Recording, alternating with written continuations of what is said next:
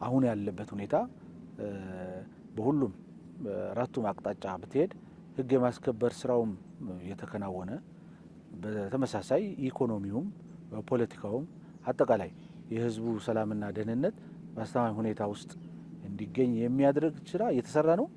በዛው ልክ መዋቅሮቹንም የማስተካከል በተለያየ ጽንፈኛ እና ዘራፊ ኃይል የህብረተሰቡን ሀብትና ንብረት በመዝረፍ ጭምር ለከፍተኛ እንግልትና ስቃይ የዳረገውን ሂደት የሚቀይር ስራዎች እየተሰሩ ነው።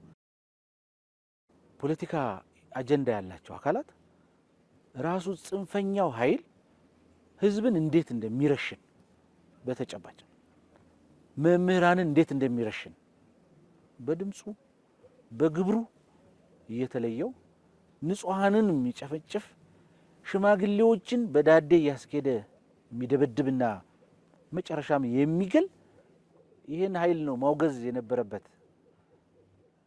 ዓለም አቀፍ በለው ሌላም አካል ግን ፖለቲካል ኢንቴንሽንስ ይዞ የሚሰራ ኃይል ስለሆነ እንዲህ አይነት በሬ ወለደ ተረተረቶችን በማንሳት ህዝብ ተጨፈጨፈ በትምህርት ቤት ህዝብ ተጨፈጨፈ በሃይማኖት ተቋም ህዝብ ሲቪሊያን ላይ እንደዚህ ሆነ የሚለው እኔ በሬ ወለደ ተረተረት እንጂ የኢትዮጵያ መንግስት የሀገር መከላከያ ጀግናው ሰራዊት የክልሉ ጀግና ጸጥታ ኃይል አባላት በህዝብ ላይ በሲቪሊያን ላይ አንድም ቀን የዚህ አይነት ጥፋት እሱን ለመከላከል በአንጻሩ መስዋዕትነት እየከፈለ ያለ ኃይል ሰላምና ደህንነቱን የማረጋገጥ ኃላፊነት የክልሉ የጸጥታ ኃይል ስለሆነ ይሄንን ሊመክት የሚችል የጸጥታ ኃይል ባስተሳሰብም በተግባርም በተልእኮ አፈጻጸም በግዳጅ ስምሪቱ ላይ ምንድናቸው ያሉበት ችግሮች ተብለው እና የት ሊደርስ ነው ሊታሰብ የሚገባው የሚለውን በሚመልስ መንገድ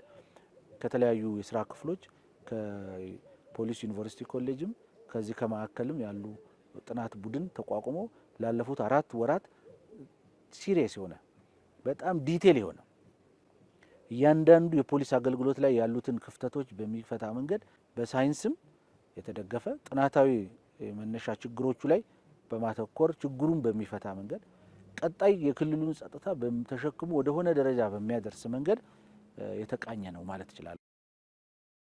አንድም ቦታ ማዳበሪያ እንዳይጎልበት ክልሉ መንግስት ከጸጥታ ኃይሉ ጋር ከጀግናው ሀገር መከላከያ ከክልሉ ጸጥታ ኃይል ጋር በመሆን በየቦታው በአግባቡ እንዲደርስ አድርጓል። ለዚህም ነው የተሻለ ምርት በዚህ አመት የሰበሰበው። አሁንም የበልግ ስራዎችን በአግባቡ እየሰራ ነው ያለው። አሁንም ስቲል ማስፈልገውን የማዳበሪያ ማጓጓዝ ስራ እያከናወነ ያለ ነውና ይሄ መቋረጥ የሌለበት ነው። ወደፊትም አይቋረጥም። ልማት ለሁሉ ነገር ቁልፍ ነገር ነውና ከድህነት የምንወጣውም ከተረጅነት የምንላቀቀውም በራሳችን አቅም መልማት ስንችል ነውና ይሄንን የሚያረጋግጥ ስራ እየሰራ ነው። ህብረተሰቡም ከጎናችን ሆኖ በዚህ ጉዳይ ላይ እየተሳተፈ ነው።